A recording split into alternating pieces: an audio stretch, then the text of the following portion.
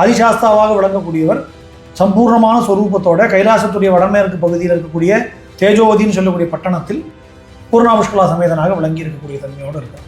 அவர் உலகத்துக்கு நன்மை செய்யணும் அப்படிங்கிற காரணத்துக்காக 8 விதமான அவதாரங்களை எடுக்கிறார்னு சொல்லி ஒரு புராணங்கள் சொல்றது. அதுல ஒரு அவதாரமாக இந்த மணிகண்டனுடைய அவதாரம் மகிஷி சம்ஹாரம்ங்கிற இந்த ஒரு விஷயத்துக்காக, மகிஷி வதம் செய்வதற்காக மணிகண்டனாக அவதாரம் பண்ணி அந்த மூர்த்தி சபரிமலையில நிலை கொண்டிருக்கார். சொரிமுத்து ஐயனார் அப்படின்னு சொல்றாங்க. ஐயனார்னு நம்ம வந்து ஜென்ரலா சொல்றோம். ஐயனார் அப்படின்னு சொல்றதும் ஐயப்பன் அப்படின்றது, அந்த ஐயப்ப ரூபம் அப்படின்றது, சபரிமலை ஐயப்ப ரூபம், இரண்டுமே அது வந்து ஒன்றுதான். ரூபம்ங்கிறது பார்த்தேன்னா வேற, ஆனா மூர்த்திங்கிறது ஒண்ணுதான். ஓகே. இப்போ அதாவது சிவபெருமான் தான் தட்சிணாமூர்த்தி, சிவபெருமான் தான் சோமாஸ்கந்தர், சிவபெருமான் தான் லிங்கமாகவும் இருக்கார். ஆனா மூர்த்தியுடைய பெயர் மாறுபடுது. ஓகே. அதே போல சாஸ்தாவுடைய ஆதி வடிவம்னு சொல்லக்கூடியது பூர்ணா புஷ்கலா சமேதனாக விளங்கக்கூடிய அந்த வடிவத்துக்கு சாஸ்தான்னு பேரு, ஹரிஹரபுத்திரன்னு பேரு, ஐயனார்னு பேரு. ஐயனார்னா நிறைய பேர் நம்ம தவறாக புரிதல் இருக்கும். வந்து பிசியோட கொடுவாளோட கிராம தேவதையா வச்சிருக்கா அப்படிங்கிறது தவறு. ஏன்னா ஐயனாருக்கு அருவாள் கிடையாது. ஆனா உங்களுக்கு அப்படித்தானே இப்ப இங்க எல்லாம் ரெப்ரசென்ட் பண்றது தவறு. கோவில போய் பார்க்கணும். ஓகே. கோவில் உள்ளவே பார்த்தா தானே தெரியும். ஐயனார் கோவில்ல வாசல்ல அமர்ந்திருக்கக்கூடிய மூர்த்தி காவல் தெய்வங்கள்லாம் தான் அருவாளோட உட்கார்ந்து, ஐயனாருக்கு அருவாள் கிடையாது. சாஸ்தாவுக்கு தமிழ்நாட்டில் ஐயனார். அதே கேரளத்தில் அப்பன்கிற பதம் வந்து பேருக்கு பின்னாடி சேர்றது அப்படிங்கிறது வந்து ஒரு வழக்கமாக இருந்தது. வைக்கத்தப்பன், ஏத்துமானூர் அப்பன் அப்படிங்கிறத சொல்கிறோமே, குருவாயூரப்பன், அந்த அப்பன்கிற பதம் பெயருக்கு பின்னாடி சேர்றது கேரள வழக்கம். அதுபோல் இதே ஐயன் கேரளத்தில் ஐயப்பன் ஆச்சு. ஆனால் இன்னைக்கு நடைமுறையில் ஐயப்பன்கிற பெயர் சபரிமலையில் இருக்கக்கூடிய சாஸ்தாவை மட்டுமே குறிக்கக்கூடிய ஒரு பெயராக இருக்குது. ஆனால் பழைய கல்வெட்டுகள் இருக்குது. அஷ்டசாஸ்தாவுடைய மூர்த்திகள் 8க்குமே கோவில் இருக்கா அப்படின்னா இல்லைன்னு தான் சொல்லணும். எல்லாத்துக்குமே கோவில் இருக்குன்னு சொல்ல முடியல நம்மளால. அதனால வேற சில கோவில்கள் இருக்கக்கூடிய தன்மை இந்த தன்மை கொண்டதாக இருக்குன்னு வேணா நம்ம பார்க்கலாமே ஒழிஞ்சு பொதுவாக வந்து இந்த எல்லா 8 மூர்த்திகளுக்கும் கோவில் இருக்கா அப்படின்னா எனக்கு தெரிஞ்சு இல்லை. பாலசாஸ்தா வந்து புத்திர பாகியத்தை கொடுக்கக்கூடியவராகவும், காலசாஸ்தா எதிரிகளுடைய தொல்லை அழித்து நோய் நொடிகளை தீர்க்கக்கூடிய மூர்த்திகளாகவும், சம்மோகன சாஸ்தா இது மாதிரியான ஐஸ்வர்யங்களையும் குடும்ப வாழ்க்கையில் ஒற்றுமையும் கொடுக்கக்கூடிய மூர்த்தியாகவும் இருக்கு.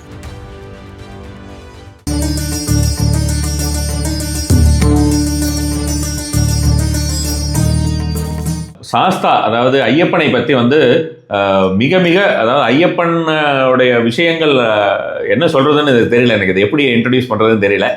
இவருக்கு தெரியாத விஷயங்களே இல்லை அப்படின்ற மாதிரியான ஒரு விஷயமா சொல்லலாம். நிறைய பேர் இவரையே ஐயப்பனா பார்க்குற இவருடைய சிஷ்யமார்கள் நிறைய பேர் இருக்கார். அவ்வளோ பேருக்கு குருசாமியா இருக்கார்.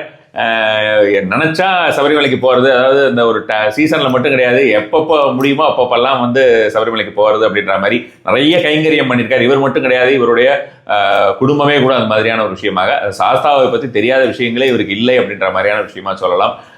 இதில் வந்து முக்கியமாக எனக்கு ஒரு சில டவுட்ஸ் இருக்குது, உங்களுக்குமே வந்து பார்த்தோம்னா ஒரு சில டவுட்ஸ் இருக்கலாம் சாஸ்தாவை பற்றி, ஐயப்பனை பற்றி. ஸோ அந்த டவுட்ஸ் எல்லாம், அது மட்டுமல்லாமல் சாஸ்தாவுடைய ஒரு அஷ்ட ரூபங்கள், 8 விதமான ரூபங்களிலே இருக்கக்கூடிய சாஸ்தா என்னென்ன மாதிரியான ஒரு பலனை தருவார், எப்படியெல்லாம் அவரை வழிபடலாம் அப்படின்ற மாதிரியான விஷயத்தையும் கேட்டு தெரிந்து கொள்ளலாம். இன்றைய ஒரு பாட்காஸ்டில் டாக்டர் அரவிந்த் சுப்பிரமணியனுடன் இணைந்திருக்கிறோம் மீண்டும். ஸோ ஐயப்பனோட ஸ்பெஷல் அப்படின்ற மாதிரியான விஷயமா நம்ம வந்து பார்க்கலாம். நமஸ்கார். நமஸ்கார் சுவாமி சரணம். ஒரு ஐயப்பனோட விஷயத்தில் வந்து நமக்கு இந்த பூர்ண புஷ்கலாம்பா அப்படின்னு இருக்குது. இப்போ நம்ம பார்த்தீங்கன்னாக்கா பாலக்காட்டிலே இருக்கு நம்ம பூர்ண புஷ்கலாம்பா சொல்லிட்டு நம்ம நான் சொல்ல இந்த திருநெல்லை கிராம தேவதை நம்மளோட இதுதான், நம்ம கோயில் தான் அது ஆக்சுவலாக பூர்ண புஷ்கலாம்பா. இதில் இப்போ ஜென்ரலாக எல்லாருக்கும் இந்த ஒரு விஷயம் தெரிஞ்சுக்கிட்டோம் அப்படின்னு. ஜென்ரலாக வந்து பார்த்தோம்னா அவரை பிரம்மச்சாரி அப்படின்னு சொல்லுவா. இங்கே பூர்ணா புஷ்கலா அப்படின்னு சொல்லிட்டு 2 பேர் இருக்கா அப்படின்ற மாதிரியான ஒரு விஷயமா சொல்ல. இந்த காவலை கூட பார்த்தீங்கன்னாக்கா உங்களுக்கு இந்த வானப்பள்ளி காவல் அந்த சைடில் இருக்கிற ஐயப்பன் கோயில்லையுமே பார்த்தீங்கன்னாக்கா உங்களுக்கு 2 இருக்கும். இங்கே வந்து அந்த மாதிரி தமிழ்நாட்டுக்குள்ளே எவ்வளோ இருக்குன்றது எனக்கு தெரியலை ஆக்சுவலாக. ஸோ இப்போ என்ன அந்த 2 ஒய்ஃப் அப்படின்ற மாதிரியான விஷயமா நம்ம வந்து சொல்லியிருக்கோம். இப்போ நம்ம வந்து முருகர் அப்படின்ற மாதிரியான விஷயத்துக்கு நம்ம வந்து இச்சாசக்தி கிரியாசக்தியை தான் அவர் அந்த இணையக்கூடிய ஒரு விஷயமாக, ஒரு சிவசக்தி ரூபமாக அது மாதிரி எல்லாம் நம்ம வந்து சொல்கிறோம். இவருக்கும் அந்த மாதிரி தானா இல்லை? அதாவது தேவதாமூர்த்திகளை நம்ம எப்படி புரிஞ்சுக்கணுங்கிறது ரொம்ப முக்கியம். நம்ம லெவலில் நம்ம யோசிக்கப்படாது. ஃபர்ஸ்ட் நம்ம பல நேரங்களில் என்ன பண்ணுறோம்னா, சுவாமியை 2 கல்யாணம் பண்ணிட்டு இருக்காரு அப்படின்னா, பரமேஸ்வரன் புலித்தோலை போட்டுருக்காரு, விஷத்தை முழுகியிருக்காரு, நம்ம முழுக்குவோமா? மகாவிஷ்ணு 2 கல்யாணம் பண்ணிருக்காரு, மகாவிஷ்ணு பாம்பு மேலே படுத்துட்டு இருக்காரு, நம்மளால முடியுமா? அதனால தேவதாமூர்த்திகள் நம்முடைய மனிதத்தன்மையோடு இணைத்து பார்க்கறது தவறு. ஸோ அதெல்லாம் தத்துவ வடிவமானவை, தத்துவ ஸ்வரூபமானவை. அப்போது சாஸ்தாவுடைய ஆதி சாஸ்தாவுடைய வடிவத்தில் சுவாமி பூர்ணா புஷ்கலா சமேதனாக இருக்கார். அவருடைய அவதார மூர்த்தியில சபரிமலையில பிரம்மச்சாரியாக இருக்கார். இந்த டிஃபரன்ஸ் நம்ம முதல்ல புரிஞ்சு. இப்போ இவர் தான் வந்து ரூட், பூர்ணமுஷ்கலாமா தான் ரூட் முதல்ல இருந்தவர். அதுக்கப்புறம் அவரோட ஒன் ஆஃப் த மேனிஃபெஸ்டேஷன் தான் மணிகண்டனாக வந்த அவதாரம். ஏன்னா இப்போ மகாவிஷ்ணு இருக்கார். மகாவிஷ்ணு ஆதிநாராயணராக திருப்பார்கடல்ல வைகுண்டத்தில் இருக்கக்கூடிய மூர்த்தி ஸ்ரீதேவி பூதேவி நீலாதேவி சமேதனாக விளங்கக்கூடியவராக இருக்கார். அவர் 10 அவதாரம் எடுக்கிறார். ஒரு அவதாரத்துக்கு ஒரு தன்மை இருக்கு. சரி சரி. இதில் மத்ஸ்யமாக இருக்கார், கூர்மமாக இருக்கார், வராகமாக இருக்கார், நரசிம்மராக இருக்கார், வாமனமாக வரும்போது பிரம்மச்சாரியாக இருக்கார், அதன் பிறகு பரசுராமனாக இருக்கார், ரிஷிகுமாரனாக ஆனால் சத்திராம்சம் கொண்டவனாக இருக்கார், முழுமையான சத்திரியனாக ராமனாக இருக்கார், கிருஷ்ணனாக வரார், அதன் பிறகு கல்கி அவதாரம் எடுத்து உலகத்தை அதர்மிகளை அழிக்கக்கூடியவராக இருக்கார். இப்படி ஒரு அவதாரத்துக்கு ஒரு தன்மையோடு இருக்குது. ராமாவதாரத்தில் ஏகபத்னி விரதனாக இருக்கார். கிருஷ்ணாவதாரத்தில் அஷ்டமகிஷியோடையும் ஷோடசஸ்ரீ சகஸ்திரேஷாய நமஹான்னு சொல்லி 16 பட்டமகிஷிகளோடையும் இருக்கக்கூடிய தன்மையை பார்க்குறோம். இப்போ ஒருத்தர் அவதாரத்துக்கு ஒரு தன்மை இருக்கிற மாதிரி அதே போல் ஆதிசாஸ்தாவாக விளங்கக்கூடியவர் சம்பூர்ணமான ஸ்வரூபத்தோட கைலாசத்துடைய வடமேற்கு பகுதியில் இருக்கக்கூடிய தேஜோவதின்னு சொல்லக்கூடிய பட்டணத்தில் பூர்ணாபுஷ்கலா சமேதனாக விளங்கி இருக்கக்கூடிய தன்மையோடு இருக்கார். அவர் உலகத்துக்கு நன்மை செய்யணும் அப்படிங்கிற காரணத்துக்காக 8 விதமான அவதாரங்களை எடுக்கிறார்னு சொல்லி நமக்கு புராணங்கள் சொல்றது. அதில் ஒரு அவதாரமாக இந்த மணிகண்டனுடைய அவதாரம் மகிஷி சம்ஹாரம்ங்கிற இந்த ஒரு விஷயத்துக்காக, மகிஷி வதம் செய்வதற்காக மணிகண்டனாக அவதாரம் பண்ணி அந்த மூர்த்தி சபரிமலையில் நிலை கொண்டிருக்கார். சபரிமலையில் இருக்கக்கூடிய தர்மசாஸ்தாவான அந்த மூர்த்தி பிரம்மச்சரியத்தோட 12 வயசு குழந்தையாக இருக்கார். ஸோ அந்த கோலத்தில் அவர் இருக்கார். அந்த மூர்த்தியை வழிபடுவதற்கான முறைகள் அப்படிங்கிறது தனியாக இருக்குது. ஸோ அந்த அவதாரத்துடைய தன்மையில பிரம்மச்சாரிங்கிறத புரிஞ்சுக்கணும். வேற அவதாரங்களுக்கு வேற வேற தன்மைகள் இருக்கு. இப்போ இந்த நம்ம ஐயனார் அப்படின்னு சொரிமுத்து ஐயனார் அப்படின்னு சொல்றாங்க. ஐயனார் நம்ம வந்து ஜென்ரலா சொல்றோம். ஐயனார் அப்படின்னு சொல்றதும் ஐயப்பன் அப்படின்றது அந்த ஐயப்ப ரூபம் அப்படின்றது சபரிமலை ஐயப்ப ரூபம் இரண்டுமே அது வந்து ஒன்றுதான். ஐயனார் ரூபம்ங்கிறது பார்த்தேன்னா வேற, ஆனா மூர்த்திங்கிறது ஒண்ணுதான். ஓகே. அதாவது சிவபெருமான் தான் தட்சிணாமூர்த்தி, சிவபெருமான் தான் சோமாஸ்கந்தர், சிவபெருமான் தான் லிங்கமாகவும் இருக்கார். ஆனா மூர்த்திகளுடைய பெயர் மாறுபடுறது.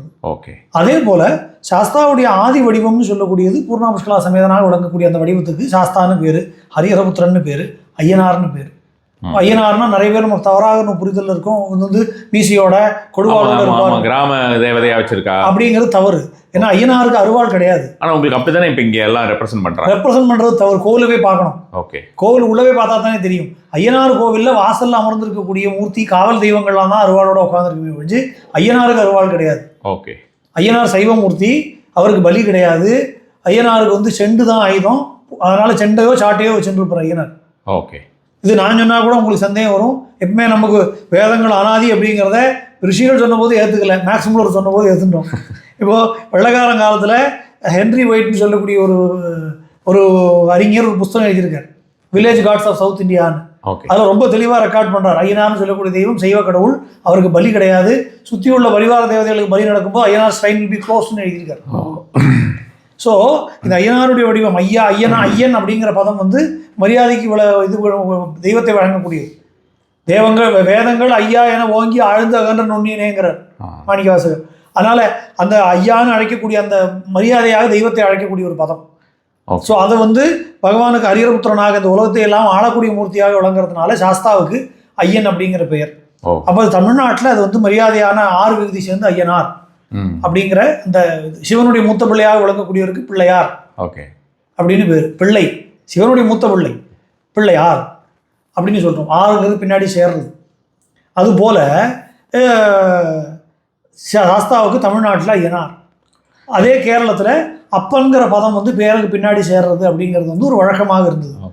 வைக்கத்தப்பன், ஏத்துமானூர் அப்பன் அப்படிங்கிறத சொல்கிறோமே, குருவாயூரப்பன். அந்த அப்பன்கிற பதம் பெயருக்கு பின்னாடி சேர்றது கேரள வழக்கம். அதுபோல் இதே ஐயன் கேரளத்தில் ஐயப்பன் ஆச்சு. ஆனால் இன்னைக்கு நடைமுறையில் ஐயப்பன்கிற பெயர் சபரிமலையில் இருக்கக்கூடிய சாஸ்தாவை மட்டுமே குறிக்கக்கூடிய ஒரு பெயராக இருக்குது. ஆனால் பழைய கல்வெட்டுகள் இருக்குது. எத்தனையோ எனக்கு தெரிஞ்சு திருவள்ளால வல்லப சுவாமியுடைய கோவில் கல்வெட்டுன்னு நினைக்கிறேன். அதில் வந்து 1000 வருஷத்துக்கு முந்தின கல்வெட்டு. அதில் அங்கே இருக்கிற வல்லப சுவாமிக்கு இந்த நிபந்தங்கள்லாம் சொல்லிட்டு அங்கே இருக்கக்கூடிய ஐயப்பன்னே சொல்கிறது. சாஸ்தானுங்கிற பதத்தை கூட பயன்படுத்தாமல் அங்கே சந்தையில் இருக்கிற உபதேவதையாக இருக்கிற ஐயப்பனுக்கு அணையா விளக்கு வேணும், கடா விளக்குன்னு சொல்கிறோம். கடா விளக்குன்னா அணையா விளக்கு, அணையா விளக்குக்கான ஒரு நிபந்தம் அங்கே இருக்குது. ஸோ அந்த ஐயப்பன்கிற பதம் சாஸ்தாவுக்கு உபயோகப்பட்டிருந்தது அப்படிங்கிறது பல குறிப்புகள் நமக்கு கிடைக்கிறது. அதனால ஆனால் நடைமுறையில் நீ ஃபார் ஆல் ப்ராக்டிக்கல் பர்பஸஸ் ஐயப்பன்கிறது வந்து சபரிமலையில் குறிக்கக்கூடிய மூர்த்தியை குறிக்கக்கூடியதாக இருக்கு. ஏன்னா இங்கே வந்து பார்த்தோம்னா ஒரு படத்தில் எல்லாம் காட்டக்கூடிய ஒரு விஷயமாகவும் பொதுவாகவே இங்கே ஒரு சில கோயில்கள்லாம் வந்து பார்த்தோம்னா நம்ம கருப்புசாமி மதுரை வீரன்லாம் வைக்கிற போது இந்த ஐயனார் அப்படின்ற அந்த பெரிய ரூபத்தை மட்டும்தான் வந்து ஐயனாராக வச்சுட்டு அந்த மாதிரி அந்த சுதை ரூபத்தை மட்டும்தான் வச்சுட்டு ஐயனார் கோயில் அதை காட்டுறாங்க. கோயில் காட்டுறாங்க. ஐயனார் கோவில்னு காட்டும்போது இவர்கள்லாம் வெளியில் இருக்கக்கூடிய மூர்த்திகள். இன்ஃபேக்ட் நீங்கள் அவ்வளோ தூரம் வேண்டாம், நம்ம இந்திய தமிழ்நாடு ரெப்ரசென்ட் பண்ணி குடியரசு ஊர்வலத்தில் வந்து குடியரசு தின ஊர்வலத்தில் ஒரு ஊர்வலம் வந்தது. அதில் இருக்கிற மூர்த்தியில் ஐயனார் அப்படின்னு போட்டு நம்ம வச்சிருந்து முனீஸ்வரன். ஓகே, அது இதே மீசையோட அழுவாரோட இருக்கிற முனீஸ்வரனுடைய மூர்த்தியை வச்சு அதை வந்து ஐயனார் தப்பான ஒரு டெபிக்ஷன். ஐயனார் எந்த விதத்திலுமே கிராம தேவதை எல்லாம் கிடையாது. உங்களுக்கு வந்து எல்லா கிராமத்தையும் காக்கக்கூடிய தேவதையாக இருக்கார். ஆனா அவர் வந்து வெளியில இருக்கக்கூடிய இவர்கள் சொல்லக்கூடிய பலியா இருக்கக்கூடிய தேவதைகளாக அவர் இல்லை. ஓகே, அத்தனை பேருக்கும் குலதெய்வமாகவும் அத்தனை பேரும் காக்கக்கூடிய தெய்வமாகவும் ஐயனார் தான் சாஸ்தாவாக இருக்கார். நமக்கு இந்த பக்கங்களில் தான் இந்த பெயர் குழப்பங்கள் இருக்குது. தெற்க போனோம் அப்படின்னா குழப்பமே இல்லை. ரொம்ப தெளிவாக ஐயனாரையும் சாஸ்தாவையும் ஒன்றாக ஐடென்டிஃபை பண்ணக்கூடிய தன்மை அவர்களுக்கு ஆரம்பத்துலேருந்தே ஆதி நாள்லேருந்து இருக்கு. திருநெல்வேலி அந்த மாதிரி பகுதிகளில் உங்களுக்கு வந்து சாஸ்தாவுடைய இத்தனை சாஸ்தாவுக்கும் ஆதி தெய்வமாக வழங்கக்கூடியவராக இருக்கக்கூடியவர் சொரிமுத்தையனாராக இருக்கார். அதனால தான் அவருக்கு வந்து குலதெய்வம் தெரியாதவர்களுக்கு சொரிமுத்தையனாரை எடுத்துக்கக்கூடிய ஒரு வழக்கம்ங்கிறதையும் நம்ம பார்க்குறோம். ஏன்னா எல்லாருக்கும் எல்லா சாஸ்தாவுக்கும் முதன்மை சாஸ்தாவாக அவர் தான் நம்ம சொல்கிறோம். சாஸ்தாவுடைய மூலாதார கஷேத்திரமாகவும் சொரிமுத்தையனார் கோவில் தான் நம்ம சொல்கிறோம். Okay okay. பொன் சொரியும் முத்து பொதிகை செறிவில் உத்தரன் என் புத்திர சந்தானபதியேன்னு சொல்லி மணிதாசர் வந்து இந்த கோவிலை பாடவும் செய்கிறார் சாஸ்தாவை பற்றி பாடும்போது. பூர்ண புஷ்கலாம்பாள்ங்கிறவர் பேசிக்கா முதல்ல இருக்கிற அந்த விஸ்வரூப மூர்த்தி அப்படின்ற மாதிரி ஆதிசாஸ்தாவுடைய சக்திகளாக இதே இச்சாசக்தி ஞானசக்தி தான். இச்சாசக்தி மையம் பூர்ணாம் கிரியாசக்தி புஷ்கலாம் தம்மந்தே சர்வ பூதேசம் சாஸ்தாரம் கருணாநிதினு சொல்லி ஸ்லோகம். அவர் தான் பேசிக்கானவர். அடுத்தது வந்து பார்த்தோம்னா ஒவ்வொருத்தர் மேனிஃபெஸ்டேஷன்ல மெயினா அந்த சாஸ்தா ரூபத்தில் இருக்கிறவாள் ஐயன் ரூபத்தில் இருக்கிறவாள் இந்த ஐயனாரனும் ஐயப்பண்ணும் நம்ம வந்து வேற வேற வடிவங்களை நம்ம எடுத்துக்கணும். அந்த அஷ்டரூபங்கள் சொல்லுவோம். அஷ்டரூபங்கள் வந்து ஆதிசாஸ்தான்னு சொல்லக்கூடிய வடிவம். ஆதிசாஸ்தா வடிவம் இந்த பூர்ண புஷ்கலா சமேதனாக விளங்கக்கூடிய வடிவம். இதுதான் ஆதிசாஸ்தா, சம்பூர்ணமான வடிவம், பகவானுடைய வடிவம். பாலசாஸ்தா குழந்தை வடிவமாக காட்சி தரக்கூடியது. பியூஷ கும்பாஸ்தாப்ஜாய நமஹான்னு சொல்லும்படி கையில் அமிர்த கலசத்தோடோ பால் கிண்ணத்தோடோ குழந்தை வடிவத்தில் அமர்ந்திருக்கக்கூடிய பால மூர்த்தியாக விளங்குற சாஸ்தா. அவருடைய கோவில் கேரளத்தில் நிறைய இடங்கள் இருக்குது. குறிப்பாக நம்முடைய சொல்லணும்னா தன்வந்திரி சாஸ்தான்னு இவர் சொல்கிறது உண்டு. ஸோ நிறைய திருக்கோவில் இப்போ டெல்லியில் கூட இந்த தன்வந்திரி சாஸ்தாவுடைய வடிவத்தில் ஒரு கோவில் அமைக்கப்பட்டது. கேரளத்தில் நிறைய கோவில்களில் தனி மூர்த்தியாக இருக்கிற சாஸ்தா கையில் அமிர்த கலசத்தோடு இருக்கிற மூர்த்தி நம்ம பார்க்கலாம். திருப்பரையார்னு சொல்லி ராமர் கஷேத்திரம் இருக்குது குருவாயூர் பக்கத்தில். அங்கே ஆதியில் இவர் தான் இருந்தார். அங்கே கண்டேன் சீதையை சொன்ன இடம் அந்த கோவில். அப்போ அந்த கோவிலில் ஆதியில் இருந்த மூர்த்தி இந்த அமிர்த கலசத்தோடு இருக்கிற பாலசாஸ்தா. ராமனுடைய பிரதானியம் வந்தபோது ராமனுக்கு இடம் கொடுத்து ஒரு ஒதுங்கி தனியாக சன்னதி கொண்டாருன்னு ஒரு புராணம். அந்த கோவில் க்ஷீணமான போது அதை எடுத்து சரி பண்ணக்கூடிய பாகியம் 1998 எங்களுடைய பெரியோர்களுக்கு குடும்ப பெரியோர்களுக்கு கிடைச்சது. எங்கள் அப்பா தாத்தாலாம் அதை பண்ணினான். ஸோ அந்த மூர்த்தியுமே பார்த்தீங்கன்னா பாலசாஸ்தாவாக கையில் அமிர்த கலசத்தோடு குழந்தை வடிவத்தில் அமர்ந்திருக்கக்கூடிய கோலத்தில் பார்க்குறோம். ஸோ இது தமிழ்நாட்டில் எதுவும் கிடையாது. தமிழ்நாட்டில் குறவு. தன்வந்திரி பாலசாஸ்தான்னு சொல்லி இப்போது சமீபத்தில் ஒரு 6 மாதத்துக்கு முன்னாடி இப்போ மெட்ராஸ் பக்கத்தில் கூடுவாஞ்சேரி பக்கத்தில் ஒரு கோவில் நமக்கு தெரிஞ்சவா வந்து கற்கோவிலாக அமைக்கக்கூடிய ஒரு இது உருவாச்சு. அது இப்போ சமீபத்தில் வந்து அதில் வந்து பிரதான மூர்த்தி அவர் தான் தன்வந்திரி பாலசாஸ்தாவாக. அப்போது ஆதிசாஸ்தா, பாலசாஸ்தா, காலசாஸ்தா எப்படி சிவபெருமான் மார்க்கண்டேயனுக்காக யமனை அழித்தாரோ அதே போல தன்னுடைய சோமசர்மன் சொல்லக்கூடிய தன்னுடைய ஒரு பக்தனுக்காக காலசாஸ்தாவாக பகவான் தோன்றி யானை பேர் சோமசர்மன். அந்த பக்தனுடைய